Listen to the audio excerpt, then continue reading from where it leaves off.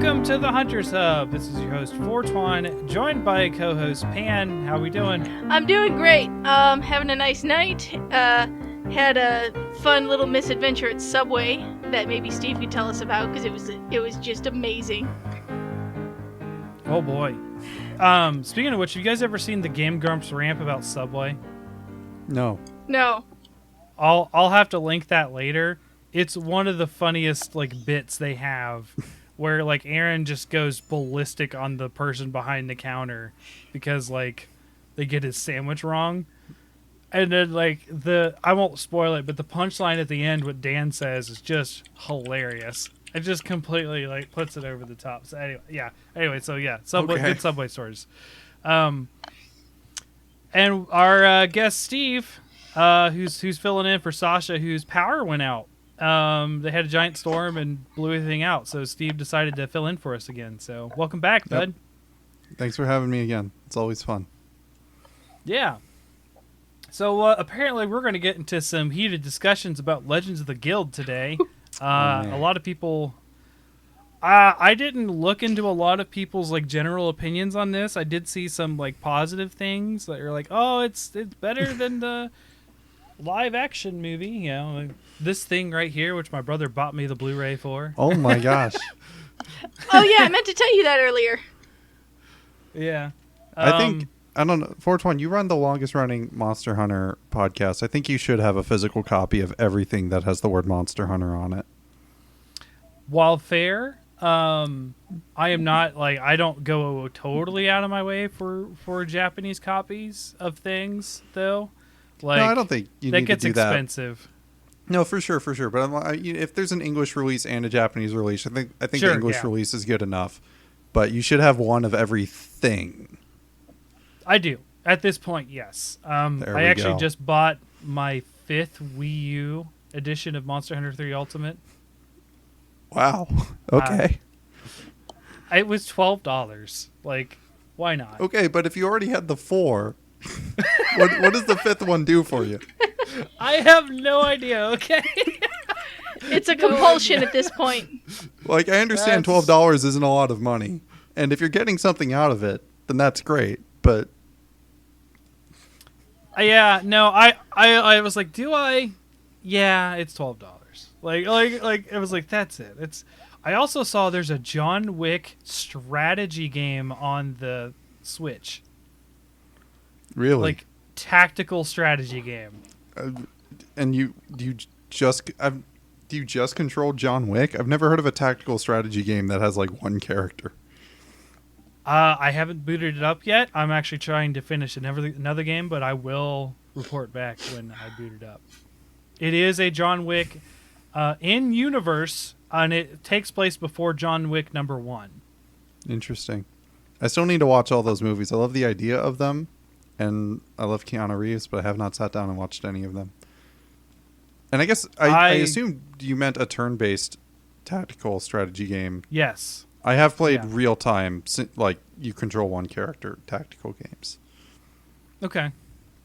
No, I assume this is like XCOM. I'm assuming this is the way that's what I was imagining too, like XCOM, but just with John Wick. Can't remember that one game. Was it Super Hot? Yeah. It could be something similar to Super Hot. Yeah, we call that a real-time tactical game. Mm-hmm. Okay. I don't know. It did say momentum-based strategy, so that might be part of it too. There might be... He might get to take multiple turns if you do stuff, maybe combo turns with kills and stuff. Maybe.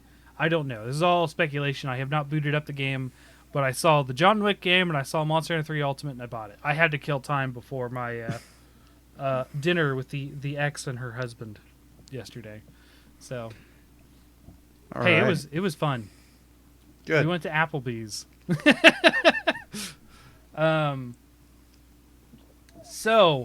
Welcome back, Cloud. I don't think we saw him last time or lately. I don't think he was there last time. No. Nice to see you. Welcome back. And Ace is here as always. We got some more people here too. Anyways, we are going to talk about Legends of the Guild. I will say on the John Wick note a little more. I did just recently buy the whole trilogy on 4K Ultra HD for my PS5. And then that led me down a rabbit hole of buying a bunch of things in 4K that I have never seen before, but I've wanted to see. Jesus Christ, my cats are trying to kill each other. I will be right back after I deal with this. Tell me about this. So I got Nobody, which I don't know if you've seen Nobody, but Nobody's like a John Wick action movie. He's an ex-FBI agent who now works for a family business who just snaps one day when these people come and steal. Like, he basically, like, he lays low, they take stuff out of the house, you know, they rob his house, these like, poor people that don't have a lot. They're basically robbing people to survive, and he realizes what's going on. He realizes they're amateurs, so he just sort of lets them take stuff, make sure nobody gets hurt, and gets away. But everyone ridicules him, like, why did you just let them get away? You had a chance to stop them. Like, why? So he gets kind of ticked off. And then he sees, like, a bunch of thugs in the street. And they're, like, basically going to, like, rape this girl on the bus. And he's the only other person on the bus. And he just snaps. He's like, no, I'm not going to take it anymore. Beats the crap out of the guys on the bus. One of them happens to be the younger brother of a big mobster in town. And shenanigans ensue. This sounds like every, like, 80s action B movie. Except the action is a lot better than the 80s action B movies. It's made by the John Wick people too. In case you didn't hear, Steve, this is Nobody. This is one of the random ones I bought. Oh, okay. And if you guys saw, what is it, Breaking Bad? Sure. It is the lawyer from Breaking Bad. Bad. Oh, Bob Odenkirk. Yeah, Bob Odenkirk. Yes. So he's Nobody. Because okay. everyone asks, "Who are you?" and he just says Nobody, and it's actually. Oh man, he's pulling good. Odysseus on these guys. I also bought both the Jumanjis. I've never seen the new Jumanjis where they turn into a video game. Wait, so like, was there a sequel to the new? Are there two with like The Rock, or did you just mean like the first one? I don't know. I remember, No. There was. It is 2 with The Rock. Oh, the next level. And the first one. So you don't have the Robin Williams one then? Oh, I didn't know there were two with The Rock, huh? Yeah, the one with The Rock is fairly recent. I want to say within the past couple years. It was the same year that a lot. I have not seen them. I remember that was the same year that what was it? Disaster Artist came out. Because I went to go see Disaster Artist, and it was literally like I went on the Friday that they stopped showing it, and they had Jumanji instead. Oh, I gotta go help my little boy. I'll be right back. Sorry. So those are really good, and then I also bought Love and Monsters, which is like a post-apocalypse movie. Really funny, really good. It's like a zombie land, except radiation caused all the cold-blooded animals to turn into monsters. Fun. I don't think the writers of that know exactly how many cold-blooded animals there are. No, they don't. But they had a really cool thing about a snail. I liked that. So like basically bugs, amphibians, reptiles. They had like a lot of like those had turned giant and mutant. There was a crab. There was a giant crab. And it was actually kind of cool because they weren't all just bloodthirsty monsters. Like, that's like a thing in the movie. It's like figuring out which ones are the good ones and such. It was actually really cool. It was kind of like a romance. Kind of like a, maybe a rom-com, honestly. Because like the whole thing is him trying to get back with the girl that they got separated because of the apocalypse 7 years later.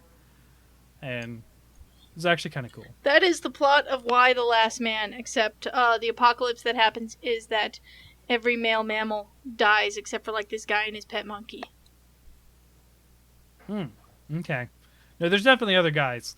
The movie actually starts out, he's in a bunker with like, there's 15 people and there's 14 couples and he's the 15th person. So he just constantly hears people hooking up at night. Big and oof. He's just like... Yeah, I mean, it's played off as a comedy because he's just like, oh hey guys, you left your door open. We know. Cool. Yeah. Were you talking to me? No. The movie. He's quoting his movie. Love and Monsters. Oh, okay. Yeah. They're in a bunker. He's the 15th person in a bunker of 14 couples. So like he's just like the fifth. Like he's the 15th wheel. People. He's the 15th wheel. He's the 29th wheel. 29th wheel. Come on. Yeah. Oh yeah. So he there was a scene where they were hooking up and he was like, "Hey, you left your door open." They're like, yeah, we know." Cool. Cool. So he basically starts like sleeping in like the tunnel where no one lives. It's just it's a funny movie. But yeah, just a bunch of movies I bought in 4K. Had never seen them, but I'm like, hey, it's 4K and I wanted to see this. Let's watch it. And it worked out pretty well. Speaking about movies, though, we got Legends of the Guild to talk about today. Oh, man. The Monster Hunter movie with animation that came out on Netflix. So yeah, there is animation in the movie. Yeah, it is unequivocally animation. And it was probably top of the line about when the Final Fantasy movie came out. Yes. I don't think so. I think that movie had much better animation. Just I don't know. they okay, have like all these. Let me put it this way, Fortuan. Shrek looks better, and Shrek came out a long ass time ago. Shrek looks quite a bit better. Shrek looks better. Shrek had more money, though. You can tell that this was a money issue. Yeah, no, I think what got me is that like I think they downloaded the Unity assets for like 300 like body expressions, and they just used all of them. No, they just They used a half. No, they've got all these like animations. They've got all these like body animations that they made for like Monster Hunter World, and they basically just sure. They just basically reused the animations from Monster Hunter World. Except the fucking cutscenes in Monster Hunter World look so much better than this. Yeah, so this will be an interesting discussion. They were actually motion capped. I've played all of 2 hours of Monster Hunter, like between all the games. Oh wait, no, I'm gonna up that to 3 hours. I forgot about Monster Hunter 3. Yeah. So my perspective of the movie may be a little different than your guys's. So if those were canned animations from the game, I wouldn't have recognized that. But boy, were those some like expressions. They're those are in the game. Like that kind of stuff. Like that used to be an expression where they'd be like but yeah, I expected this the way this looked to sort of be like, I don't know, maybe Dragon Prince level, considering it was a Netflix anime. Dragon Prince was pretty good. It was wonky at times, but it was pretty good. I'm going to say I like Dragon Prince. Level. I like Dragon Prince quite a lot, but comparing the animation to Dragon Prince, I don't know. Like, no, it is. Especially first season Dragon Prince. First season Dragon Prince, I almost can't even bear to look at it. Yeah, but first season Dragon Prince was still better than this. Yes. Oh yes, absolutely. Yeah. Okay. But spoilers. Comparing the animation is fucking spoilers for this movie. Yeah. Hey, wait! Before you do spoilers, recommendations: watch or don't watch. If you're a Monster Hunter fan, watch it. If you're not, and you're curious about Monster Hunter, don't watch it. If you want to see a good movie, don't watch it. Yeah, I was gonna say I like the Mila Jovovich one better. I like the Mila Jovovich one about 100 times better. As someone who plays no Monster Hunter, you guys did not like that. You guys did not like that. I was actually. I won't say I. That movie was a lot better than I thought it would be.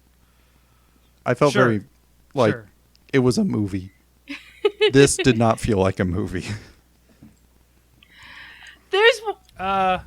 It was short. It was under an hour. It's under an hour. So yeah, also didn't have the money. Yeah. I think the first episode of The Bad Batch is longer than this movie. They have Disney money, Steve. They do have Disney That's money, fair. but whatever. This has Capcom money. And it's Star Wars. Like it And is it's Star like Wars. the Bad Batch is Star Wars. There's That's an true. extra level of sheen on top of the Disney there. Yeah, no, Okay. I'm just saying. I'm not going to compare the animation, but I think the first episode of The Bad Well, yeah. Batch is like more of a movie. Like, Then you know, and just the things that make a movie a movie. I think, you know, quality aside, that it has more traits than this does. I felt bad watching this because I know Dante Basco can emote. I know he can. Now, are you talking about the voice actor for Aiden / Zuko? Yeah. Yes. Okay. I know he can emote with his voice. I know he can fucking act. Yeah. I mean, if Avatar's anything, yes, He can act, but and And he's been he in was other sure stuff too. he was sure saying some dialogue. This is the first movie or the first animated thing I've like seen maybe in my whole life. It reminded me of like when shows would make fun of Speed Racer, like old Speed Racer, where like they have to get all the dialogue, like they just directly translate from Japanese to English and they try to fit all that dialogue into the lip flaps without adjusting it. And like the actors have 3 seconds to say 2 sentences. There was some definite sound issues as well.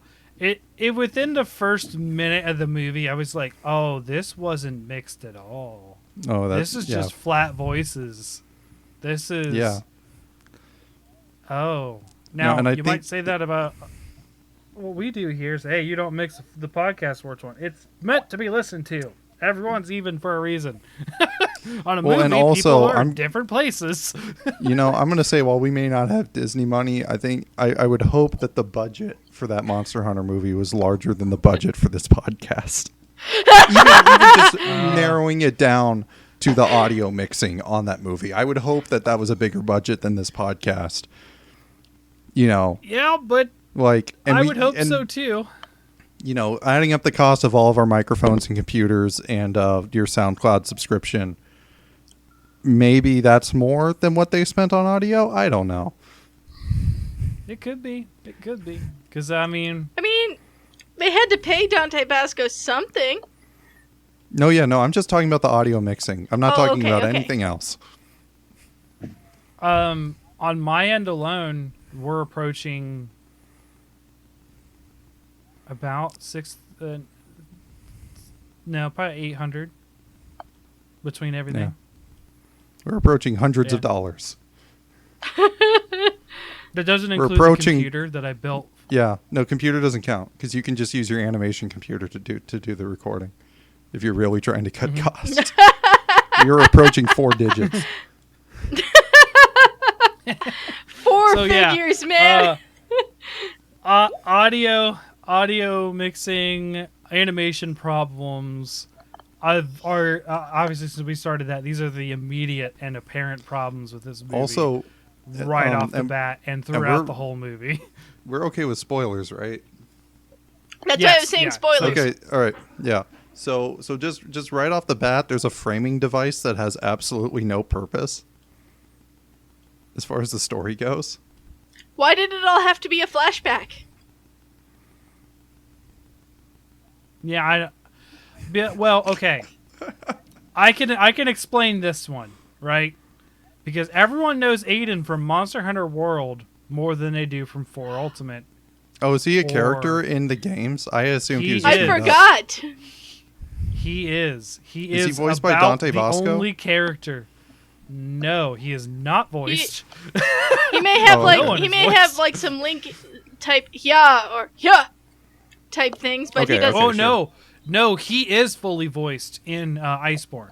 He actually has some stuff. Oh, in okay. it. But it's not. It is not Dante Basco. It is not him in the games. Okay, all It'd right. be cool if it was him. He'd actually have more to do because the games give him more of a personality than this movie. But Well, that's not entirely true. I think the characters have personality in this one. I think he's about the only one with any personality. You didn't like the butterfly girl? I was actually going to say Butterfly Girl has like an ounce of personality. Yeah, Butterfly Girl has some personality, but oh man. But she did. She did. Oh, no, We were so confused about that. Here's the thing. Okay, so they show blacksmith. They show the blacksmith guy, and he gets fucking melted on He screen. got immolated. Okay, That was actually Okay. like shocking to me. and then they do a discretion shot for Butterfly Girl getting eaten, and we're just like, for like 5 minutes we were wondering, wait, did Butterfly Girl just get eaten?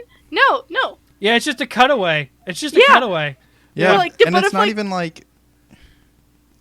I feel like, I don't know. I guess I'd have to rewatch it if I really wanted to confirm. So maybe I'm a little wrong, but like the monster, it like reared up and opened its mouth, and then it cuts to the other guys, and they're like, "Oh no," and then it just continues on, and they never cut back to her. And Chelsea's like, other than the insect glaive on a pile of stones to commemorate her Exactly. nothing that's left. yeah. So, but that's like 10 minutes later. But like in these scenes, Chelsea's like, "Oh my god, I think she died," and I'm like, "What? Wouldn't they like?" I missed it. Wouldn't they be like, "Nay, no," or like something like react? Yeah. I mean, I know they went, "Oh no," but they didn't like. And then whatever, they keep on going on, and they keep fighting the monster, and And then he hits it in the face twice with his stick. Did you catch that? Yeah. Yeah. They reused like a scene. Yeah, when the flood is happening and Lunastra is about to come get them, and the water's about to wash her away, and he smacks her with the stick, and then it kind of clips to her flowing downstream, and then she's back to clawing at the cliff trying to get him, and he smacks her with the stick, and she gets washed downstream. I missed that. I missed that. So did honestly. Steve. Yeah, I it missed happens. it too. It like the movie just loops for like 30 seconds. Chat is saying, "Oh, Aiden killed her by bursting the dam." Yeah, no, she's not dead. That elder dragon is not dead, and they played it off like it's dead. I was like, "Oh no, nah. I think Cloud was saying that Aiden killed Butterfly Girl by bursting the dam." Butterfly Girl. Oh, I gotcha.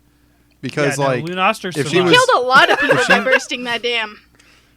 Yeah, but if she was just KO'd, whatever, like she's dead.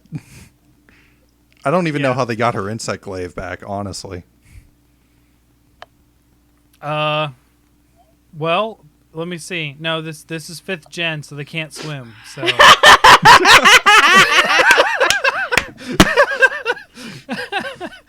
I do. So this is funny. This movie took my premise of my like sort of like fan movie, where it's like I'm a survivor of a village that was attacked by a monster, and let's go become a hunter because of that kind of deal. Not that that's a totally original idea, but that was kind of what happened here. I was like, oh, that's kind of cool. We do get to see some monsters that we would have normally not got to see. So like Kangalala. Kangalala has not appeared in a lot of different Monster Hunter stuff lately. I was when that thing showed up, I was like, oh god damn it, they got the fart monkey. It's Steve. I like how they turned his farts into paralysis instead of poop, though. That was funny. Like. Well, he does do that. Chelsea's like, oh my gosh, he's gonna fart on them, and I'm like, seriously? And then he burps on them, and we're like, oh, okay, I guess that's like an acceptable change. Then he farts on them. And I'm like, man, we're watching this. I don't know. It's been a long time, because the only time Kangala appears in the games and the recent ones is Generations Ultimate. And he farts and burps. Yeah, but I don't think that the mushrooms that he eats affects the farts. Oh. I don't think they do. I guess I can't remember. So I could be wrong on that, but I'm pretty sure they just didn't want to give the soiled effect where they're covered in poop and they're not allowed to heal or eat. Real quick, speaking of poop, so there's like this scene right at the beginning where Aiden is tracking the monster, and he like steps in its poop, and then is like, "I better go see if this is fresh." Yeah, well, he doesn't. I don't think he licked it. I think he smelled it. But whatever. He touches it with his hands, and then holds it right up to his face, sniffs it, and says, "Oh yeah, that's fresh." Which, I mean, if you step in it and it's liquid, it's fresh. And then he just keeps going. He doesn't even wipe it off on his shirt or anything. He just like keeps going with shit on his hands. Yeah, it just stuck to his hands. Yeah. Yep. And I mean, listeners who may be familiar with like cow poo or horse poo, herbivore poop, predator poop is so much worse than herbivore poop. It is so... Yeah, because he's tracking at a velocity. Yeah, it is. Animals that eat meat, their poop is so much worse and more rank. There's a plot hole. It had to have been the drone's poop then, because... or it was the cat. Turn out... Yeah, I was going to say, because it was or the it could cat. be the cat's poop.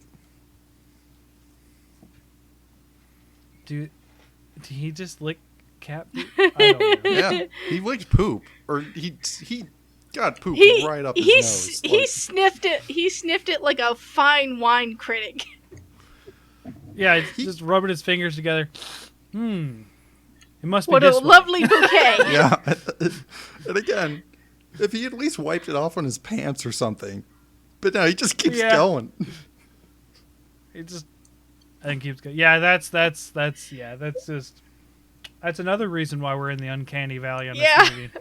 I did really appreciate when Butterfly Girl was like high from the yellow magic mushroom, that she was like really confused and kept calling the Devil Joe an angry pickle. Yes. And then that is a sure angry pickle. And she called it a Pickle Joe. She also kept calling it Pickle Joe while she was high. Yeah. I do like... So there was things I did like about this movie. The Kangala fighting with the Devil Joe was cool. And the fact the Devil Joe just didn't outright kill the Kangala at first was actually kind of cool too, because they don't do that in the games. They'll attack each other, sure. Devil Joe will totally eat a dead monster, but it doesn't just outright kill something.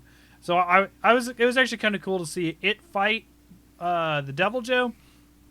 The Devil Joe ultimately does kill it, but and then like them fight the Devil Joe. I did not expect the Devil Joe fight, although I should have, because the splash screen of the movie is Aiden facing the Devil Joe. So if you just look at it from Netflix, the Devil Joe looking at him, I thought the Devil Joe fight was actually really cool. I think it moved pretty well as far as like the animation, but for the monsters wasn't that bad. So I guess that's just a theme in Monster Hunter. When you look at the monsters, things are fine. You look at the people, everything else. You know, I hadn't thought about that. The monster animation, yeah, there weren't like noticeable issues with it like there were with the human characters. Right. I think Devil Joe is a little too small, to be honest. I think like as far as like what oh my gosh. But it again with I'll say the cat was animated pretty well. Its motions looked pretty smooth. It was like jumping around. I actually like the cat. I don't know why they trusted it. They're like, this is a villain. All right, come on, carry our stuff. Don't run off. Yep, I like that. I like his punishment. He's basically Sam. He was Samwise, the cat. Samwise wanted to go, though, right? Like, the cat was just, like, forced into it the whole time. That's fair, but originally Samwise was conscripted by Gandalf. I just recently watched those because I got those on 4K. I guess, yeah. I mean, he was like hiding outside the window, and he's like, "You're not going anywhere without me, Mr. Frodo." Yeah. Or was he like, "You're not taking Gandalf Mr. Frodo"? No. What he was dropping eaves as yeah. He was I ain't dropping be dropping eaves. no eaves. Yeah, that's right. I ain't be dropping no eaves. And Gandalf is like, "Oh, I have a use for you," and then you're basically going to be Frodo's pack mule. That's right. It is essentially what his punishment was. But Sam ended up wanting to be that anyway, so he could be with Mr. Frodo. But you know, Chelsea, I thought Chelsea went upstairs because My son is screaming. I had to blow my nose, but I'll go take care of him. You guys keep talking. Oh, okay. He's dropping some eaves. Oh boy. So I think the Devil Joe animations and the Kingala animations were good. I think once they were actually fighting, I think the people animations were okay. Yeah, you're right. Yeah, it wasn't as distracting, but it's like, I don't know, the way they scripted it. It was like every sentence had to have a full body emotion that went with it, and I just found it horribly distracting. Yeah, I think one of the worst animations is when he has the sticks, and he's trying to teach him how to do the dual blades. Yeah. Oh, and that cracked me up, just because. So Aiden like looks up one of the swords, and he looks at it, and he's like, neat, and that's about his level of interest. And then the ace hunter is like, let me teach you everything about dual swords right now, and he starts like lecturing him on how to like combo the moves. And I'm like, like, hey, Ace, nobody asked you. You just thought the sword looked neat. You don't need to teach him a whole martial arts lesson. It's kind of fair. Oh man. I would. Yeah, I don't know. Like it was.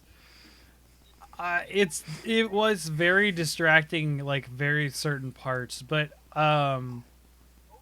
overall, I don't think the story was that bad. It was kind of bland, I think, but it wasn't terrible. Yeah, I guess it didn't like offend me in any way, but it was kind of nothing. Soul got a big tortilla. Yeah, no, it didn't offend me in any way, but it was also like, they go fight a monster. That's like the story. There's a monster. Basically, yeah. And they're scared of it, so they go fight it. Oh, and it's all a flashback. Basically. And it's all a flashback to describe that he's fought an elder dragon before. Also like the plot of it, he's like, oh, you guys, you think you can take on elder dragons? Let me tell you about elder dragons. One time, when I didn't know anything about fighting, I beat one. Like, okay. By flushing it down a river. Cool. Which is totally not dead. Not only did he beat that elder dragon, he beat that elder dragon with a goddamn Velocidrome sword and shield. That's true. That's very true. That is, there is power level to weapons, Steve. So you know. Sure, yeah. And he basically did it with a. He basically did it with baby's first sleep sword and shield. Like he didn't even have the decency to use the Nursilla stinger to make a better sword and shield before they went to go fight it. I kind of enjoyed the cat putting himself I did to too. sleep on I the loved stinger. that. That was funny. I thought that was, I guess, and that's a thing where, like, in context, I'm sure it was fine. But for me, I'm like, that was weirdly out of place. Because it was, the one comedy scene in, like, the entire movie. There was some comedy. I think it was the most overt one, I think. I was very... there's, like, jokes. But the cat accidentally, like, tranquilizing itself was, like, kind of... Yeah. It felt out of place. I was very disappointed that they made that feast and they didn't have a fucking scene with a cat chopping up stuff and cooking. Yeah, they could have just used a scene from the game. Just like, whatever. I mean, that's exactly what they did in the Monster Hunter movie. I know, and it was delightful. It was delightful. And then... Yeah, that was my favorite part of that movie. And then the Asian guy was like, Palico! Yeah. I liked also, like, that's every time they meet it, they're like, Jesus, when Mila Jovovich meets it, and she's like, Jesus Christ, what the fuck is that? It's a cat. Don't you have cats? Yeah. Oh, man. It's funny. Man. But the Mila Jovovich movie, again, like, not a great movie, but I don't hesitate to call it a movie. and like it's got good structure. It's got beginning, middle, and end. They build up to the climax, I think, in a much more satisfying way. I like, there parts where they're down and out. They actually feel down and out, as opposed to like, oh man, I can't believe he yelled at me after I fucked everything up. Oh jeez. Yeah. I don't think I should be a hunter anymore. Yeah. Here, I'm take no my good sticks. As a hunter. I forgive you. All right, Keep the sword. All right, I'm glad. Yeah. It's like, okay, well, that's the second act. You got to be down and out. There it is. That was that scene. Yeah, that was some forced conflict, if you could say. I mean, it had like a good idea of like, hey, you don't know what you're doing. You're gonna get us killed. I think that was the idea of it. Oh yeah, so the thing they were all pissed off about him, he's like, I didn't need to use the extra anchors, and they're like, what? And then it's not like that was pretty dumb.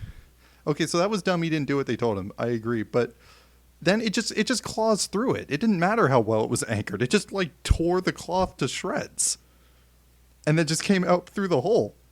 You could have put 4 more anchors on it. That wouldn't have affected its ability to resist being cut in half. You could have just cut its way out of the canvas.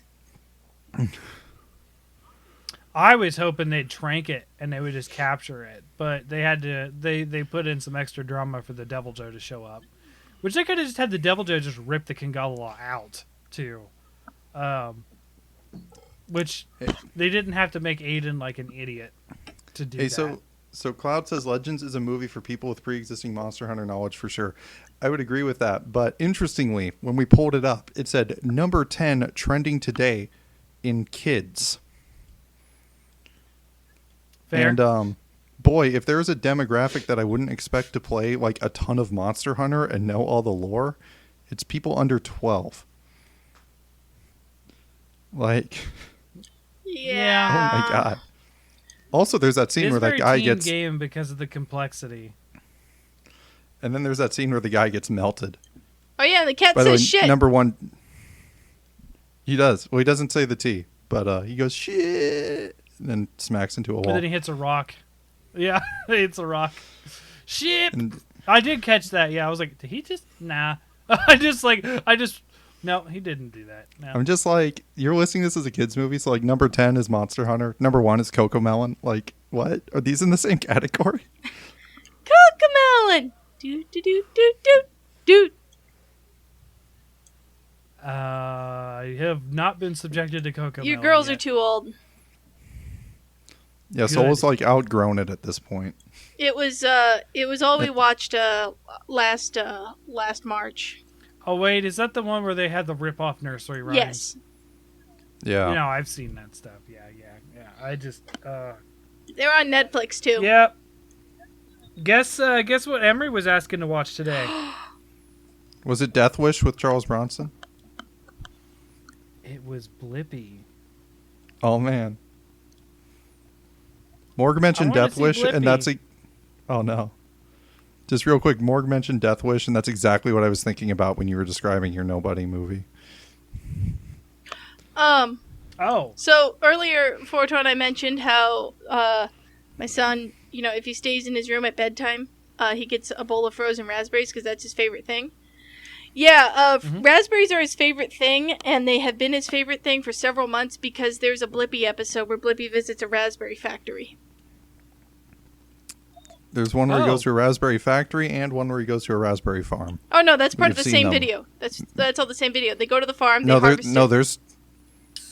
Okay, I'm gonna say there is a raspberry factory video and there is a raspberry farm video, and Soul is specific about which one he wants to watch. Oh. I'm not saying They that there could isn't just a farm. autoplay after one of another. Yeah, because he's like or they might have some of the same content, but I'm saying there is specifically one that starts out at a farm and there's one that starts out at a factory. Oh, okay. Well, anyways, that's why Frozen... I know there's an applesauce one. I know he watches how applesauce is made in one of them, too. Yeah, he's like at the store, And he's like, I wonder where frozen raspberries come from. And then he's like, he's at this raspberry farm, and they pick the raspberries, and they send it to a plant that like processes and freezes them. And then they go to the store. And that's why my son likes frozen raspberries. So, what did you like about the movie besides the monster animations? Because those were pretty good, actually. I like the fights. When you actually got to fighting, the fights were kind of cool. Lunoster fight felt a little... It reminded me of Monster Hunter 1 a lot, because Monster Hunter 1 very much, especially in the first cutscene, where they run up and they smack at Rathalos with a greatsword and a sword and shield, and both their weapons bounce like they do in the game with the animation. They even do the chunk sound that they do. That was I my like favorite how thing. they showed... Yeah, In they the whole showed movie? basically Lunoster was very hard to hit.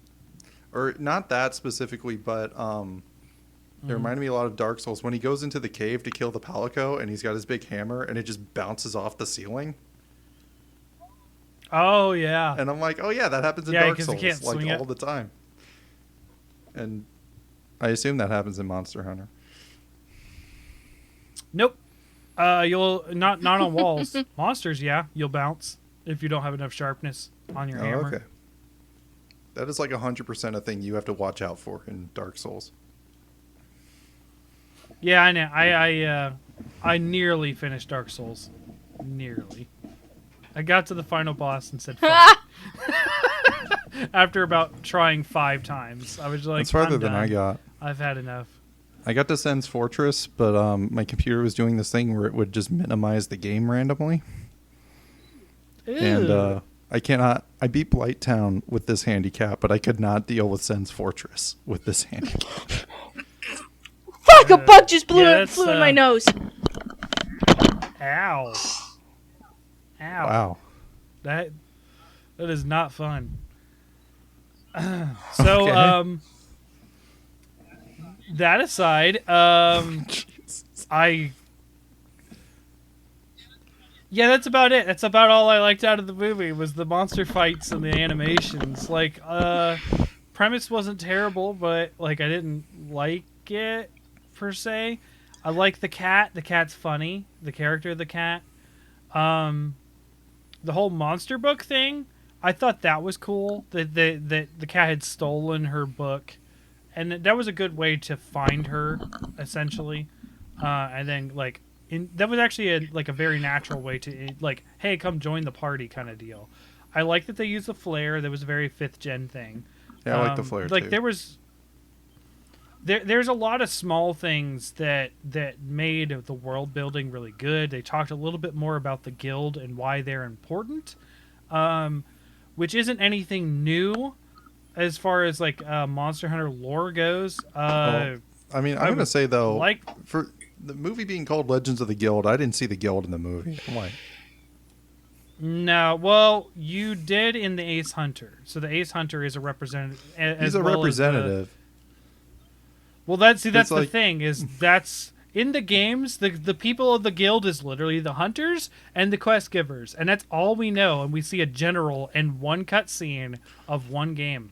Now, okay. I would like to point out that there is so much more death in this movie than any Monster Hunter game, and there's a point where Fatalis gives the full blast of fire to Aiden, this character that we're following. And he survives it with like, oh, my arm hurts. Well, that's because he had fire res armor on. He did not. He's wearing the same armor. Oh, never mind. That Never he mind. is at the end of this movie. Like He's got some gem slots on his weapon or something then. Or he's got a good talisman. He's got a really good fire res talisman. I mean, you have to have damn near fire immunity to survive that fire blast. It's literally a mechanic that it's an auto kill unless you're standing behind something, and that's how they introduce it. And then you finally beat him, and Aiden's just like, "Ow, my arm! We put it in a sling." It's like the most like PG like death of anything ever. It's like, oh, he's fine. His arm's in a sling. Like, that brings up something. Sorry, Steve. You had a point you were trying to say earlier. What was it? Oh, just that like. I don't think that the movie should have been called Legends of the Guild. Except Soul needs something. Yeah. Well, originally this was supposed to be a show. I know. I thought it was going to be a TV show. A movie. So it might have been a little more in depth. It's sounding like it got really hampered by COVID. Yeah. And all sorts of budget issues also we could probably see. Oh yeah. So this thing probably got hamstringed. That's kind of what I was wondering too. That's my guess. One thing that Steve pointed out, I think like someone like does like a 40-foot drop and like lands on their head or something, and they just like get up and dust themselves off. I forget what exactly happens. And Steve's like, that guy's dead. I'm like, nah, he's a Wyverian. Look, see, his ears are pointy. He'll be fine. And then we had to like pause the movie for me to explain how like Wyverians are just superhumanly tough. And they age backwards as far as size. Oh yeah, yeah. Older you are, they shrink as they age. They get really big and then they get really small. There's but I mean, also there's just no fall damage in Monster Hunter. No. So. There's this meme comic I saw like ages and ages ago, right after World came out, and it's like jumping down from the volcano in MHGU, and it just shows like this like meteor descending from space. It's just like several panels in this comic of like this like star falling from space and burning up in the atmosphere, and then it lands and makes a deeper crater in the volcano, and then you see this hunter in like the superhero landing pose. Nice. I've been trying to find it for like a year because I wanted to show it to you, and I just can't find it. The Generations Ultimate. Do you remember the map that they added in that game? I can't remember what it's called, but it's got a bunch of ruins, but you can go all the way up to the top with the mountains with all the clouds and stuff. I believe that has the largest fall in I any thought the game volcano did. you can do. I don't. It might in the older games it would be the volcano, but I think this one takes the cake when you jump off the cliff to shortcut somewhere.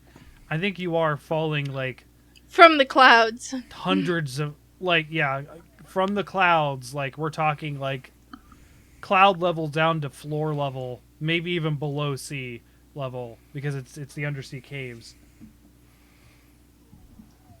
Yeah, it's a bonkers fall, and you just don't...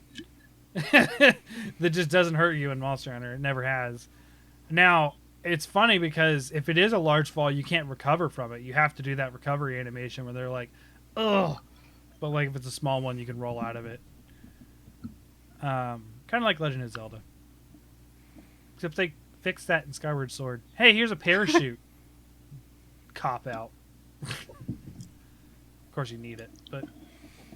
Do we have anything else to say about the movie? I don't think so, honestly. Like, it was very underwhelming. We're almost going to go past the runtime of the movie talking about it. Like, closing thought is that I genuinely like the Mila Jovovich movie better. Yes, it had more problems. It had, I'm not saying the Mila Jovovich movie had fewer problems or that it was a great Monster Hunter movie. I'm saying I had a lot more fun watching the Mila Jovovich movie, and I loved that Rathalos art animation. Mm-hmm. I would say if the Mila Jovovich movie didn't have the stupid like connection to the real world plot, it would 100% be a better movie. I do appreciate that this Monster Hunter movie like is actually in the world of Monster Hunter. Yeah, and it is a backstory to a known character in the universe as well. It's a backstory to one of the games. Yeah, so they go to Duradam, or whatever the name of that, Duradama, whatever the name of that city is, and that is the main city in 4 Ultimate. And that's where you actually, in 4 Ultimate, encounter both Aiden, which is just called the Ace Cadet, and then the Ace Hunter. But then they're sailing for the New World. In 5th gen, they come to the New World. Yeah, that's what I'm saying. Like in the movie, in Legends of the Guild, they're Yes. sailing to the New World. That's what... Right. Yeah, but in Monster Hunter lore, he's already been on Duradama or whatever for X amount of years, and he dealt with the Seregios infestation.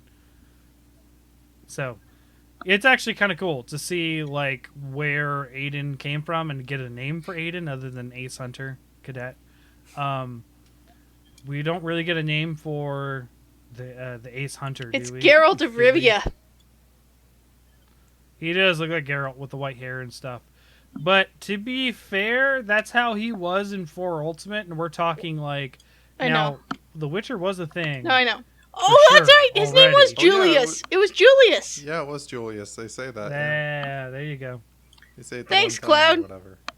She calls him that like twice. And the Ace Gunner. yeah, and the Ace Gunner is in 4 Ultimate as well. Yeah. That is a recognizable Her name's character Nadia. as well.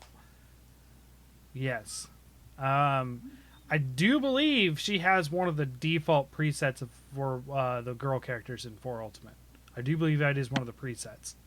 So, pretty cool stuff to see like the Monster Hunter world tying in together. But like, yeah, overall execution was really poor. But I suspect, like, Steve, you were walking away when we said this. We think that this was originally supposed to be a show. At least that's the way it was first sold. It was supposed to be an anime series when they first announced this. I'm thinking it got hamstringed both on budget and time and all that kind of stuff. They just made it a movie, got it off their chest, and moved on. And unfortunately, sometimes you have to do that to make money on something. So cut your losses and get what you can out of it, I guess. I don't know. I can't help but think of, since I assumed that these were all made up characters and stuff, and it is cool to hear that they tie in. But then that makes me feel like in Final Fantasy 15, they made a movie and like a 4-episode anime to build up to it. And I'm not saying that like Capcom needs to put the level of care that Square Enix puts into their animations, because that would be a little absurd. But that movie felt like a movie, and that anime felt like an anime. And I'm just like, I don't... If they needed to cut their losses, I'm not sure why they even finished making this. I don't know. Like, it's a guess. Like, it's a total guess because it looks like it has budgetary problems. It looks like it has timeline problems. Yeah. No, I feel like this only hurts their brand. Like, if I wasn't connected to the, if Chelsea wasn't into it, but let's say I've heard of Monster Hunter, and I'm like, oh yeah, that's a thing. I hear people play that. I'm gonna check out this movie, see what it's about. Senku plays it. Senku plays Monster Hunter. That's right. Oh yeah, 420. You need to watch Dr. Stone because they mentioned Monster Hunter like twice in it. Dr. Stone. I don't know what that is. It's an anime. It's an anime, and you would fucking love the first half of the first season. And then it turns to shit. It doesn't turn to shit. It turns to shit. It turns to average. It becomes like an average anime. But the first half of the first season is amazing, and you would love it. Sounds like Sword Art. No. Better than Sword Art. I like the first half. of the first season. Yeah. And then... Okay, yeah, I would agree with that. Yeah, it's sort of similar in that, like, the first half of the first season is almost like a classic science fiction short story. And then it has to become an anime. Now, there is famously an anime that did depict 2 girls fighting over a boy in Monster Hunter. There is that. That's incredible. And one of them is wearing the butterfly armor. I don't know God. It. Maybe the chat knows this. I don't know what the anime was, but I have seen the clip on YouTube several times. One of them is a bow user, and the other one is like a greatsword user or a hammer user. Basically, they're trying to kill each other over the guy who's trying to learn how to play. and it cuts away to them getting mad at each other, playing on their PSPs, looking at each other in school. It is. I wish I knew what it was so I could recommend it to people, but I just know that it exists because it was posted on Reddit several times when I was a moderator. Well, Fortran, as the be-all, end-all Monster Hunter player that I know that you are, I think you need to watch that anime in its entirety, and you need to watch Dr. Stone in its entirety. Dr. Stone and this anime from some other time. Okay. Yeah. You need to consume all the Monster Hunter. My brother has been on an anime binge because he got Hulu, and he's been watching a bunch of stuff on there.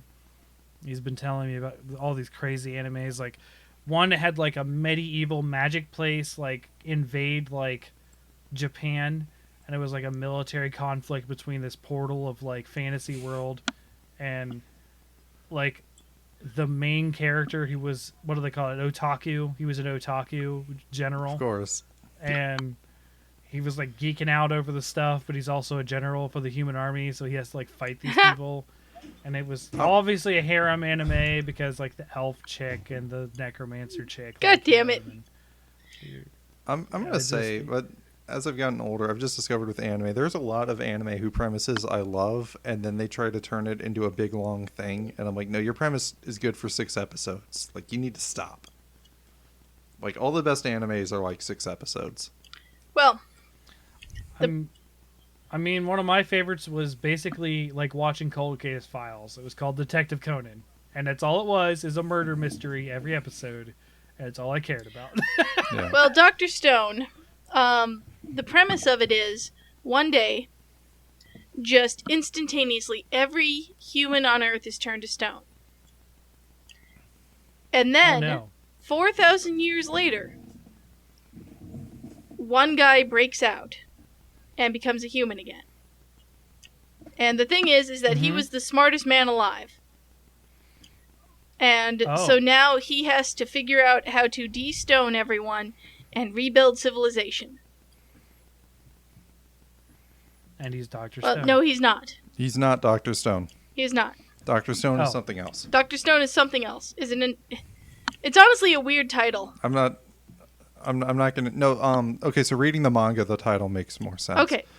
I'll just say that. Yeah, Steve read the entire manga, but it is cool because, like, I guess, like, minor spoilers, but like at one point he needs to create a powerful magnet for reasons.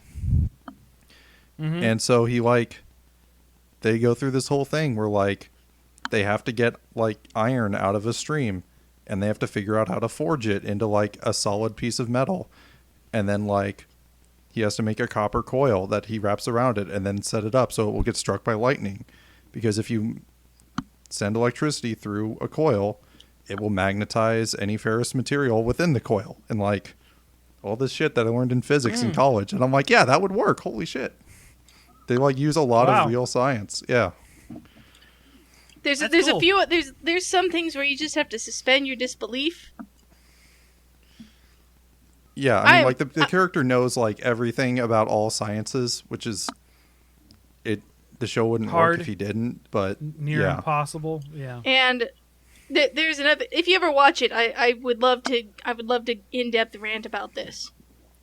But there is another thing that I am still weeks later, because we watched this a while ago. Weeks later, I'm still bitching about, but don't really want to spoil it for you. Well, I will look for it. You guys got to finish Primal. It's only 10 episodes. So come on, yeah, you can do it. Yeah. Dr. Stone is on HBO Max, by the way, in Japanese. I watched it on Funimation because that has it in English. It might be on Hulu. I can handle subtitles. It might be on Hulu. Yeah, but I know Fortran has HBO Max because that's where Primal is. I do. So that also has Dr. Stone. Oh man, season 2 of Primal is supposed to be this year, so I gotta figure when that is. So I wanted to talk a little bit about some games I've been playing recently. Let's talk about that. So after finishing Skyward Sword, I talked last week. I started a bunch of games and I never really settled on anything because I was just like, what do I do? Well, I did talk about finishing Ion Fury, not Flux, because I got that wrong. And that was sort of like the general like old school first person shooter that I was working on. So I finally got to start Dusk, which Dusk is I've mentioned this term before, boomer shooters, which are like old school Doom style Doom or Quake style of shooters where they're more about fast paced action instead of cover combat. Okay. So Dusk is something I played, and Dusk is it's weird. It's like a horror genre action shooter. So like episode 1 is like all of the cabin in the woods horror. So you have like you're outside of the small town of Dusk, and your character isn't someone that you see. Like you're kind of like you're in a straw hat and a trench coat or something like that. You look really weird. But you don't see yourself a lot. You just see your guns. It's an old first-person shooter kind of thing.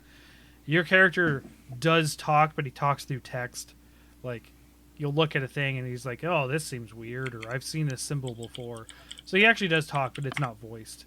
But there is this sort of, like, deep, like, guttural... You guys ever see Venom, the movie? No. I did not have any interest in Venom based on the trailer. I did, but I do know what he sounds like. Well. Right, so like there's that weird disembodied voice that comes out of nowhere in Venom, which is Venom talking to the main character. Eddie Brock. It's kind of yeah, Betty Brock. There you go. Eddie Brock. Eddie, sorry. Brock.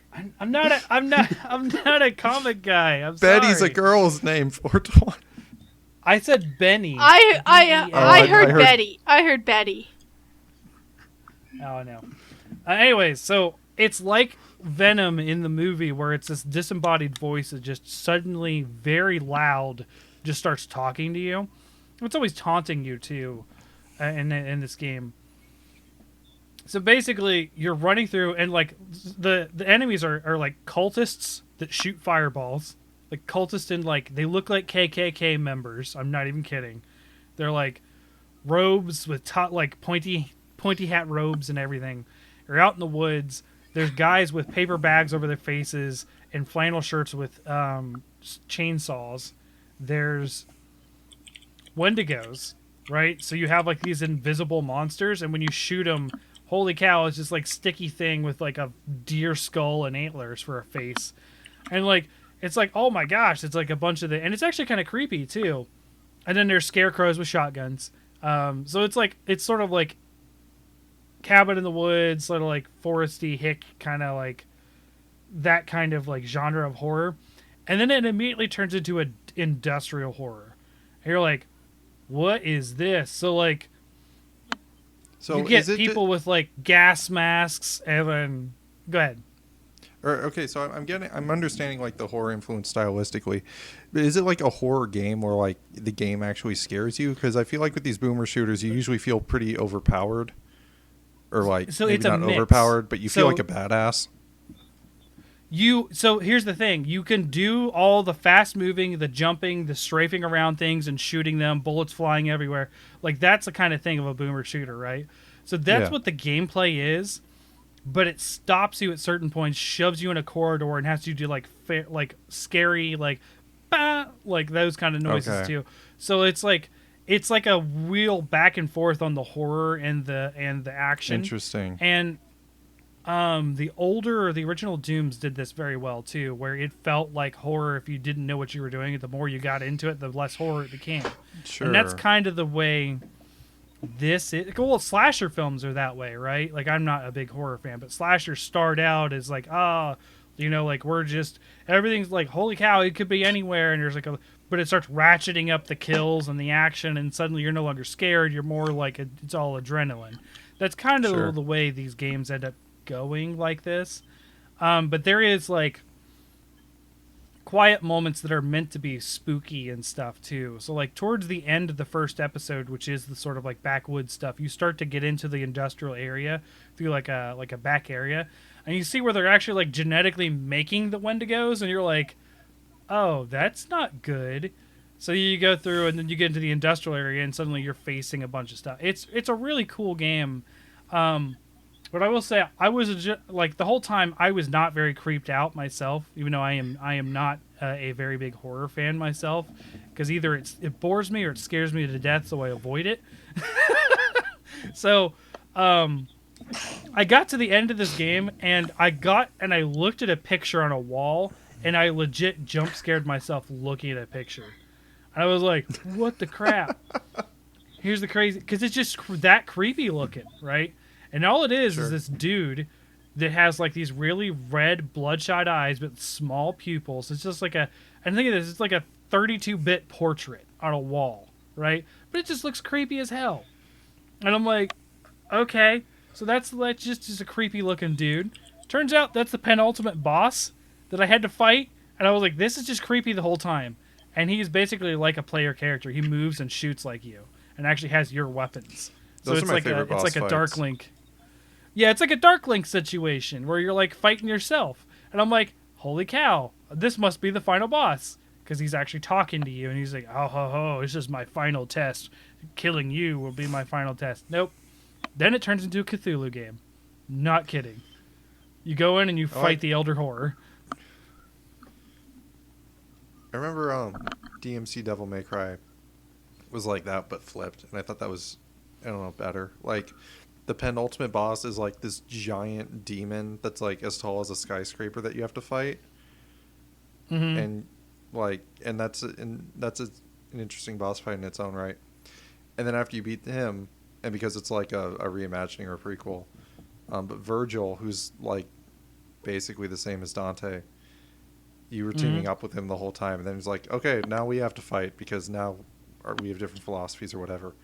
And while you've been fighting bigger and bigger monsters who like have their big lumbering slow punches, for the actual final boss fight, you're fighting another swordsman who can like block your moves and moves around quickly and has a really small hitbox and is doing the shit that you've been pulling on bosses, and he pulls it on you.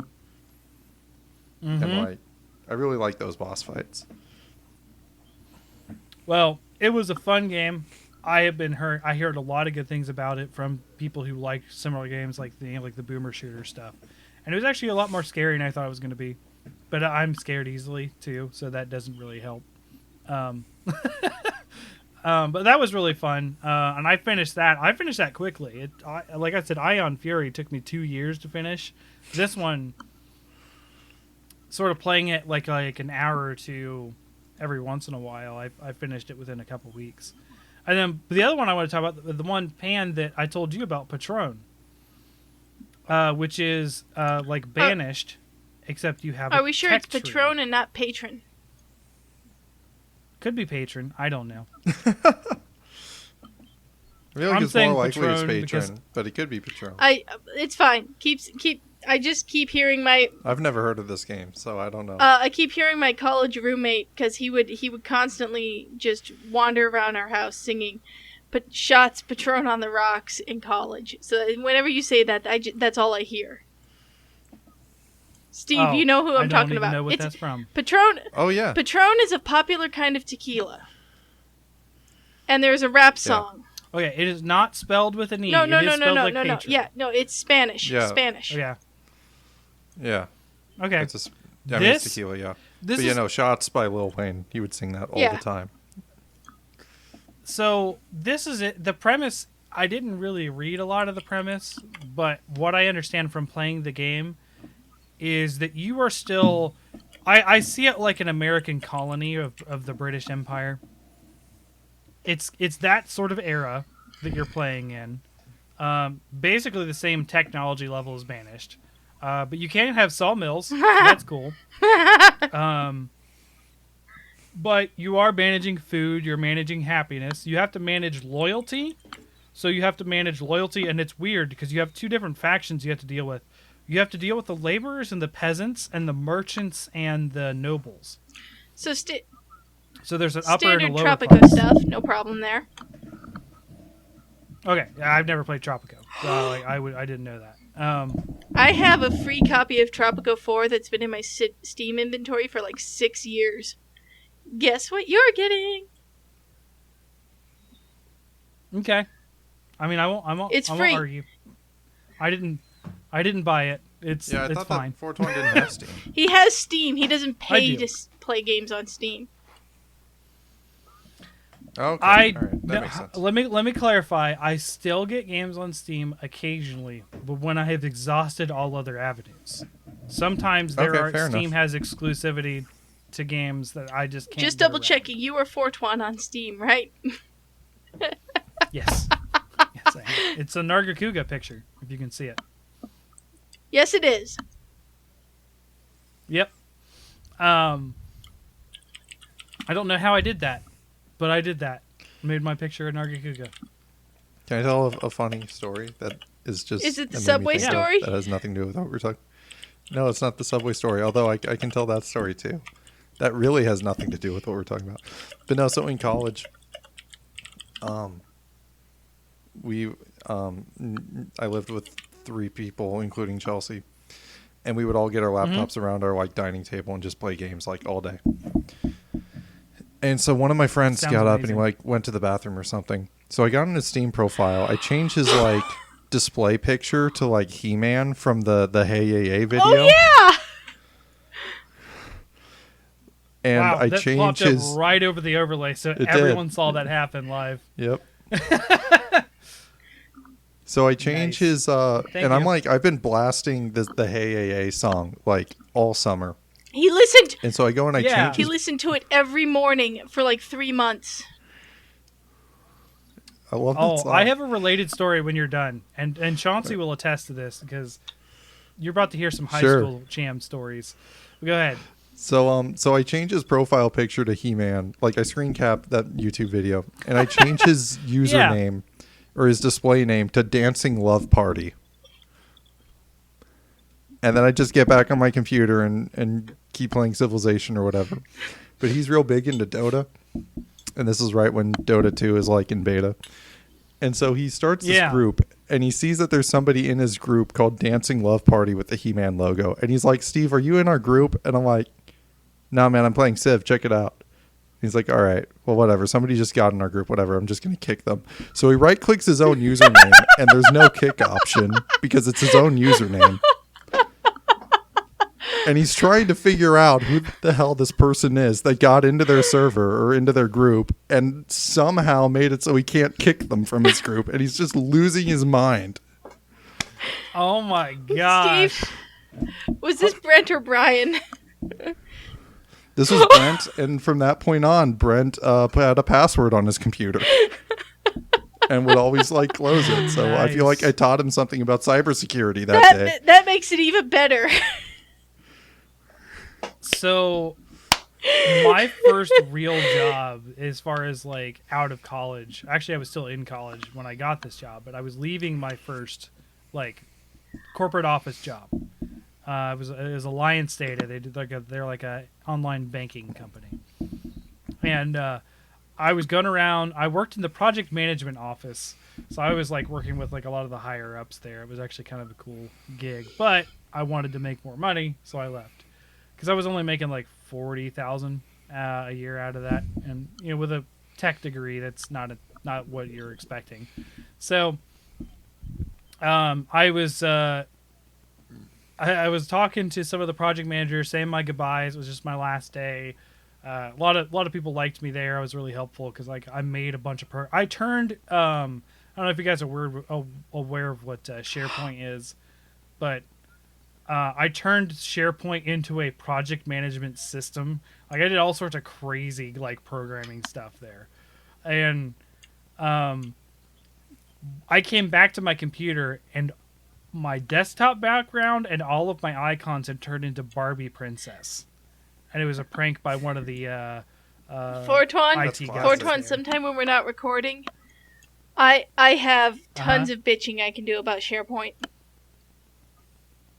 Okay. We use it all the fucking time at work.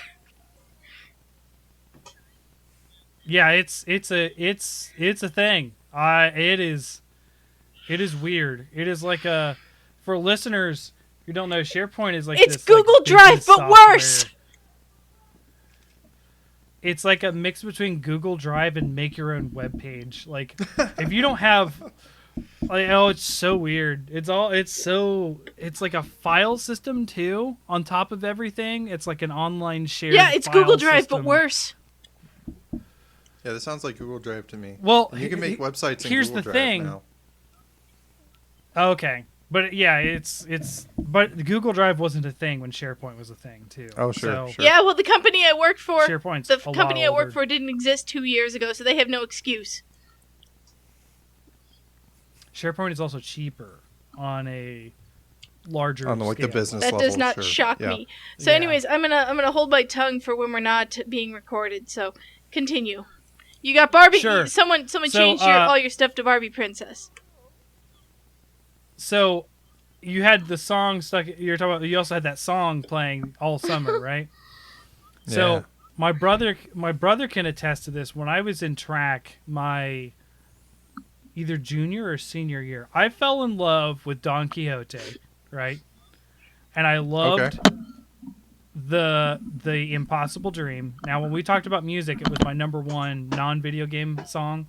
Oh, okay, Um, wait. Okay, I guess I had assumed you meant Don Quixote, the classic novel, and because I am unaware Don of Quixote, the classic play, yes, and it turned into there was a movie in the 70s that is it 70s or 60s.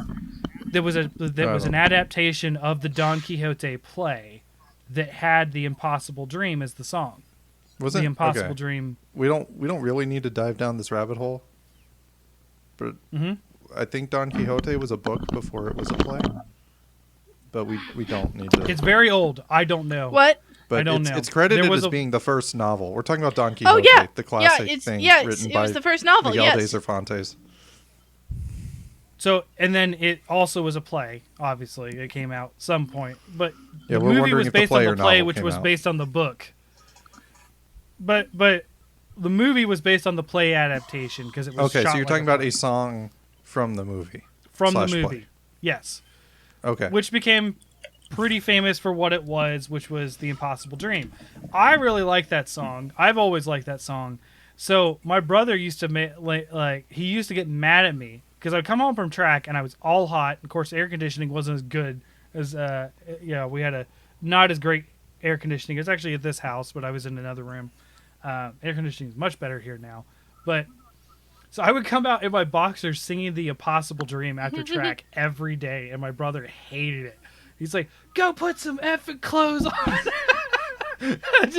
You're just like, but it was like every day I was singing The Impossible Dream while I was like walking around the house, and I just you said the whole summer you were playing some song, and it just reminded me. Of that. 420. It's like the only time I've been that obsessed that with I this said I was song. playing the Hey Yeah Yeah He-Man song. Oh man, I'll have to bug you with it later. I might have heard it once, but it was an It's a internet wonderful song, right? experience. Yes, I mean it's Yeah. based on an actual song from like the early '90s, but it's like a remix, and they For He-Man. yeah, Yeah, with it's a little He-Man. animation that has He-Man in it. Yeah. Okay. Yeah, I think I've seen it once, but I wouldn't mind seeing it again. But yeah, It's so that wonderful. It's one of my favorite things. was so as Pan says, back to the plot. So Patron. Oh really? I or thought we were going to Patron, start talking or- about the He-Man Netflix shit. series. I feel like that's almost like No, She-Ra? the He-Man one. no. They made a He-Man. We could talk about She-Ra too, Oh, okay. because She-Ra's good. I've been She-Ra wanting to is watch wonderful. I As opposed to I've had He-Man, it on my She-Ra's list good. for like a year. He-Man was good, but is not what I was looking for. No, Yeah, it was good, except that Sure. He-Man wasn't in it. yeah. He-Man's What? not in it. Yep. What? Okay, spoilers. Yeah, spoilers. do- Okay, so if you really do care you about care? this He-Man Do you show, care? like tune out for a minute. Do you care, Fortuan? He-Man really, dies no. 6 I'm minutes never All in. right, well, big- no, He dies. not 6 minutes. Whoa. He dies at the end of the first episode. Yeah, he dies at the end of the first episode. At the end of the first he episode, He-Man dies. dies. And in the fifth boy. episode, because it's like a 6-episode miniseries, in the 5th episode, they're on like a D&D quest, by the way, to like fix what is wrong with their world. So it's pretty good. It's Sure. pretty good. It's not good if you're looking for a show about He-Man. But Okay. they're on this D&D quest, and they are in literal heaven. Or they go to, like, fucking Valhalla. And they meet He-Man there. Yeah. And he is in that episode. And then they bring him back, and then he dies again. They bring him back to life. And they're like, you can't come back once you die a second time. They're like, yeah, they bring him back to life, and they're like, are you sure you want to do this? You can't come back to heaven if you die again. And he's like, I have to go back. Yeah, they're like, you can't come back to heaven. I have to go back. He's like, I have to help. I have to go help. He comes back, and like 5 seconds, less than 60 seconds after he's resurrected, he's killed again. No, yes. Interesting. Yeah. It's a good show. It's not a good He-Man show. I will say, in its favor, though, when Adam turns into He-Man, the one time that happens, it is like an anime magical girl transformation. It always was, though. They always circle the circle it's around like, him. You know, like how... No, it's straight up like Sailor Moon. Yeah, it straight up looks like Sailor Moon. Like he's naked, and it's like his silhouette, and the armor is like appearing over his naked body. And like, you see like his ass armor suddenly appear. Yeah. It's like 100% a Sailor Moon ripoff. Yeah. Yeah, That's is. Funny. I loved it. Get into the cartoon Sailor Moon because he's got the boom and makes me think the wrong thing. Well, anyways, the He-Man Netflix show... Sorry, that's a Bare Naked Ladies lyric. Yeah. Oh, okay. I was like, I have no idea what you're talking about. You ever heard the song 1 Week? It's been 1 week since you looked at me. Yeah. Yeah, that's in AMV Hell. We watched it like last night. Yeah, it's one of their biggest hits, and one of their lyrics in that song is "Get into the cartoon Sailor Moon because it's got the boom and makes." Why isn't that line in AMV Hell? You don't know what AMV Hell is, Fortuan. No, I don't. Oh man, he's not. He doesn't like anime. He doesn't like anime. In real, no, that's what would make this great. Just sit you down for an hour and a half and make you watch one of the AMV Hells. Okay. They're entertaining. It doesn't matter if you've seen anime or not. It helps if you have it though. Okay. Back at the plot, Patron. It's an overrated tequila. Yeah. So. Oh, video games, right? Yeah. So you actually have loyalty for both the peasantry and the laborers versus the high class and the trade good, like you said with Tropico. You actually have to manage religion for those separate classes too. So you can actually build buildings and it's got random events as well. And I don't know if there's a lot of random events in other games like this. Yes. I don't remember Banished having a lot. Tropico certainly does. SimCity certainly does. SimCity's kind of infamous for that. Banished does. Well, yeah, Banished does to a degree. Although, yeah, for Banished, it's random disasters.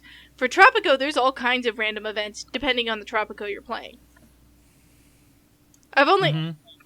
Well, this one is like, there's unrest in the mainland.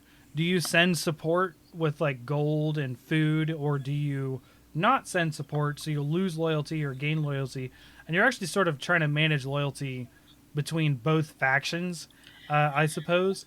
But the thing is, my whole city is comprised of peasants. Like, I have no even laborers yet. Like, there's like, it's all peasantry. We got turnips and cabbage. Well, here's the cool thing. You can upgrade your city and stuff, right? But you have to do it through this tech tree. And this tech tree is, like, insanely branching. So, like, there's only 1 or 2 techs to begin with. And then they all spider away from these 1 or 2. Now, it's not overly complicated because there is just a straight through line that is the progression. So, you upgrade into it, like a town hall, or like the town hall becomes like a gathering hall. It's a gathering hall becomes town hall. I don't know, one of the two. But then you learn how to build stone and stuff. Like it's not like Stone Age stuff. It's definitely like colonization times, but you still have to get the resources to do it, I suppose. And you collect taxes for your income. And the more people you have, the more taxes you can collect. But you can also raise and lower those taxes, I assume, because there is a happiness factor for taxes. This is sounding a lot like Tropico, although Tropico doesn't have as much of a tech tree. It has a pretty simplistic tech tree, I think, in Tropico 5. I don't know about Tropico 6. That's the one I haven't played. This is sounding a lot like Tropico, but under sort of different theming. So I'm very interested because Tropico is one of my favorite series. So I like this so far. Well, I had a lot of problems with food to begin with. Because you start out with a decent amount of food, but it'll tell you on every resource how much you're using, how much you're producing, and how much you're using. Yeah, so that way you can understand your sort of net. Right. Well, not in a year, but like in the past month. It'll tell you the past month. And I had a lot of problems evening out food. And I was like, what is the problem here? Like, I don't get it. Like, I had gatherers, I had hunters, and that kind of stuff. I was like, okay, I need farms. I needed to start farming food. Well, farms are like way down the tech tree. Shit. Like, you actually have to get to like level, like phase 2, and then you can start doing farms. But once I got farms, my food exploded. It was insane. I was like, okay, but I had to survive up to that point. So what I was originally doing was filling out the whole tech tree and sort of doing everything up until then. And I actually realized I had to sort of streamline all the way to food, focus entirely on food to begin with, and then I could start branching out and doing other industries and stuff. But it's been an interesting game. I'm on my 3rd attempt because the first 2 never even got to the point where I stabilized on food.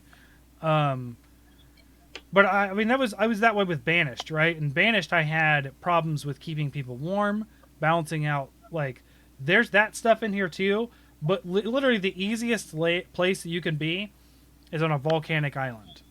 So, like, map 1 can be a volcanic island because it's always warm. Like, you never have to worry about firewood killing people. You still need to worry about firewood because they still get cold, but they don't die from it, I suppose. They just start bitching when it gets to be like 50 degrees outside. Right, yeah. It's or like Florida. California, but yeah. Or Florida, no. Yeah. That just, when I was like 17, we went on this vacation to visit some friends in Florida. And it was December, and at the time we lived in Wyoming. So, we went from December in Wyoming to December in Florida, and it was like -4 to like 65. So, like, yeah, we just went, woo! And we were like tank tops and shorts all the way. And like, the friends we were staying with were like, they were like coats. Talking to my mom, and I'm like, are you sure you want the kids out in that? They're going to catch a cold.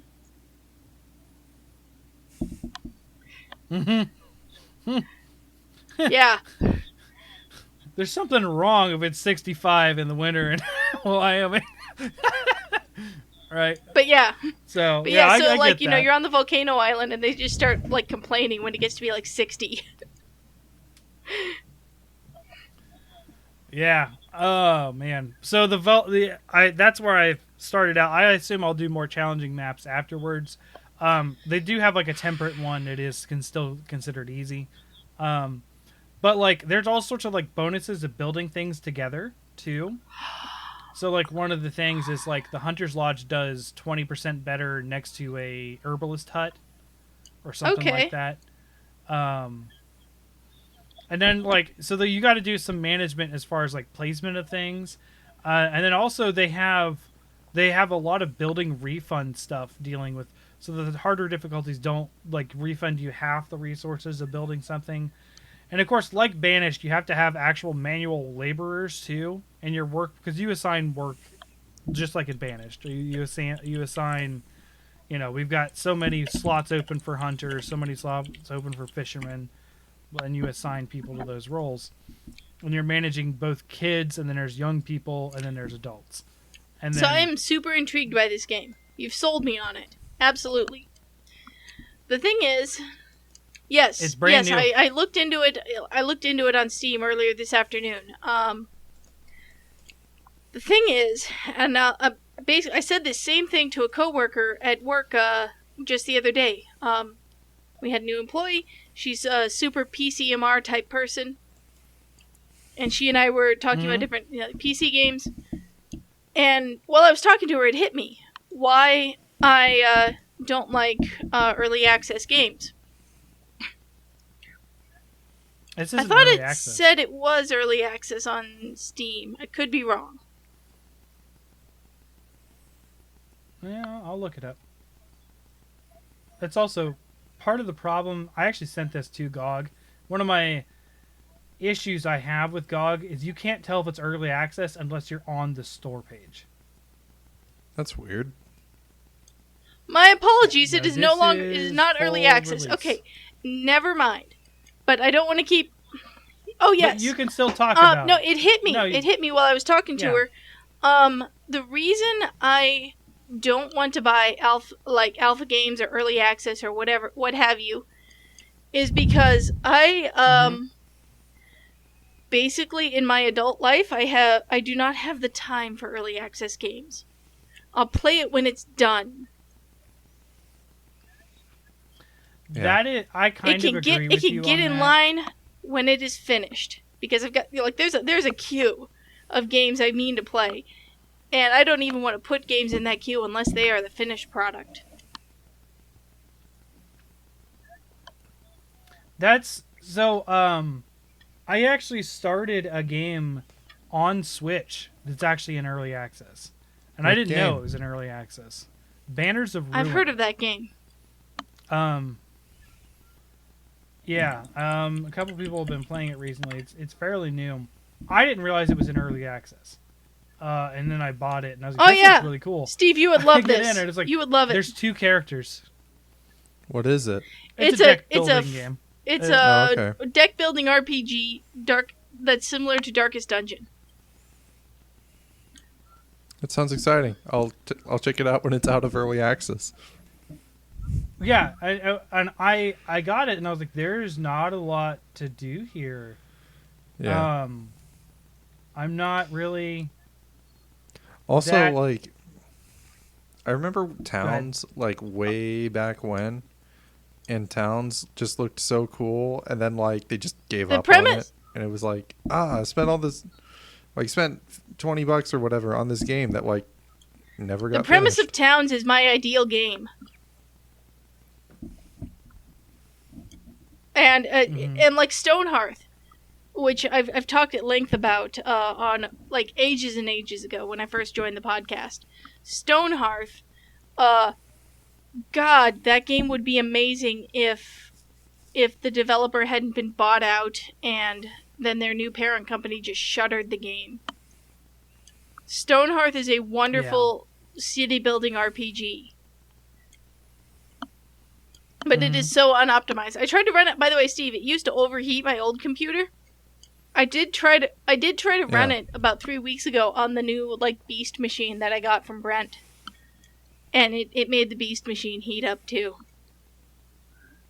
Yeah, it's so poorly optimized. The code on that game is so shit that it made this computer start heating up. It overheated? I did not say it overheated. It started heating up, and I was like, "No, not my precious." Okay. So then I shut it down. Okay, I mean, that computer should have a cooling system that keeps it safe, but no, that game is just such bullshit. Still, even if it gets hot, No, I know. I was just I was out of curiosity because I was wondering if it was a limitation of the green machine. Or if it was a limitation of the game itself, and it's the game itself. I feel like I remember a thing when StarCraft 2 came out, it literally melted some people's graphics cards because of some loop they accidentally forgot to fix. Yeah. And certain graphics cards would interpret this and just run it as fast as they possibly could until the graphics card literally started to melt. So looking on forums, there is actually some different code, some sort of fundamental to the game coding for the game's AI that overheats processors. So if you have a village of less than 15 people, you won't run into the problem. But late game stuff almost requires at least 20 people. So yeah, and the developers never had a chance to fix it because again, their parent company got bought out, and then their new parent company closed up shop. So they're well, we just got the word that the new bosses want nothing to do with this new IP, and they're moving all of us over to a new project. So here's the code for the game. Have fun, modders. Wow, that's cool that they were able to do that even. Well, yeah, it's a good way to say, like, hey, you know, we no longer have the resources, but here you go. That's kind of what that's and, you know, whenever we get to the modding discussion, that's kind of what allowed modding to hit Doom so well, is they released the source code in like 98 or something like that. Even though they currently had been selling stuff in that engine, they're like, here you go. And Doom is still relevant to this day because they did that. So, you know, look. Yeah. No. I was giggling. I was about to make the pregnancy test joke, and then it didn't flow very well in my head, so then I stopped. Oh, okay. So much that there you go. See, you completed it. Thank you. I still can't. I'm sure I mentioned this last time we talked about Doom, but I just remembered Tom Scott's thing where, like, somebody got Doom to run on a voting machine. Mm-hmm. Mm-hmm. It runs on everything, man. Anyways, it is the ultimate portable I don't want to game. make time in my life for games that are not complete. No, I agree, and it's why I deinstalled Banners of Ruin. I was like, I do not want to do this. Like, I played a couple games. I was like, okay, this is a little confusing, a little complicated to begin with, and then it was like, hey, it's in dev, and I was like, what? And I went back and checked because I saw it on sale on GOG, and I was like, in dev. And I went and looked at my Switch, and I'm like, yeah, it's like on the store page, it says in development, and I just didn't look at it, and I was just like, I should look at my products before I buy them. That's my fault. Steve, do you want to talk a bit about games you've been playing? I've mostly been playing Hades. Like, I'll BRB. The past Talk 2 about weeks. Hades. I'll BRB. I did. Okay. So I injured my hand a bit ago, and I wasn't able to play video games for 3 months. And then my hand got better to the point where I can at least play on a keyboard. I still can't use a controller.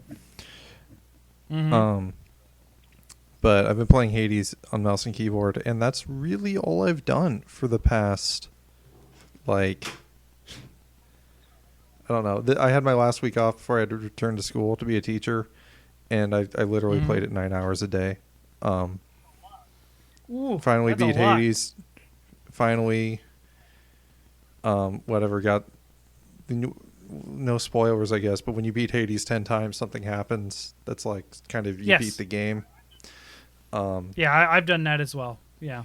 So I got that to happen, and now I'm just working on, like, I don't know. I just think the game is really fun. So I'm just working on doing all the prophecies and getting all the achievements. Sure. I had a run recently because there's an achievement for the item that Hermes gives you. It's like a feather, and every time you clear a room quickly, which depends on the room, but every time you do that, it gives you a move speed bonus and a dodge bonus of like 1.3%, and the achievement is to get that up to 20%, but I got it up to 30%. Jeez. I had this build just set up with the fists and a whole bunch of health and then eventually a whole bunch of dodge chance, to the point where it didn't matter if things were attacking me because I was just dodging them a lot. So I would just not worry about avoiding attacks and just run up to them and just kill them. And at the end, I got it up to 30%.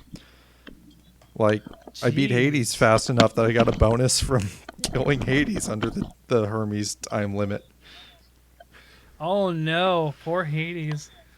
And then in the next run, boy. So my overall time was like 17 minutes. And in the next run, I bumped into Hermes, and he was like, "Jesus Christ, Zagreus, you did that run fast. I'm proud of you, bro." Like, that's funny. I love that. There's a lot of cool things about that game. I beat it on Switch. Gosh, I don't remember when I played it exactly. I don't remember if it was the end of last year or the beginning of this year. But if it was this year, it will appear in our top 10 games of the year discussion. Yeah. Yeah, it's like it'd definitely be top 10 of the year for sure. It is almost a perfect game. Yeah, it's like I enjoy roguelikes. They're not my favorite ever, but I feel like as far as the roguelike genre, I don't know how much you could improve on what Hades does. I thought I was going to sneeze. So, like, my only criticism of Hades is that it does not include the full 12 Olympians. Sure. So, like, okay. Honestly, it's pretty egregious to me that Apollo is missing, because he's a pretty major player. I think more egregious is that Hephaestus is missing when there's like all these different weapons and ways to customize your weapons, and you don't have like Blacksmith God in the game at all. That might be why he left. Possible, because like Daedalus fulfills, but whatever. So yeah, Hephaestus and Apollo are pretty egregious examples of like missing gods. I understand why Hera is missing, because Hera is a plot device to smite those that Zeus has fucked. And Zeus didn't bang anybody in this game, so Hera's chill. And everyone forgets that Hestia even exists.